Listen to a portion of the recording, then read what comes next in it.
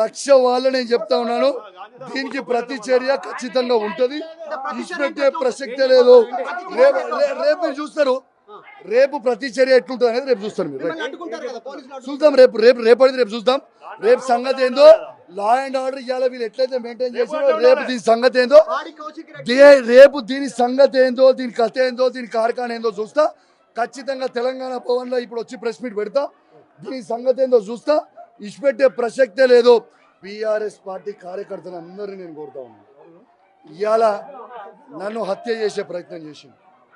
మీరు కేసీఆర్ గారి అభిమానులు ఉంటే మొత్తము బీఆర్ఎస్ పార్టీ కార్యకర్తలు అందరూ కూడా రేపు 11 గంటలకి మనందరం కూడా గాంధీ ఇంటికి పోవాల్సిన అవసరం ఉన్నది.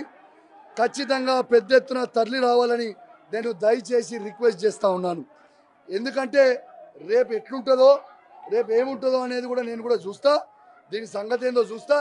మీరేదో దాడి చేస్తే ఇక్కడ భయపడి పోలేవాడు. ఈయనే నిల్చుండు కౌశిక్ రెడ్డి, ఈయనే నిల్చుండు, ఈయనే కండువ కప్పి పట్టుకొని నిల్చొని ఉన్నాడు.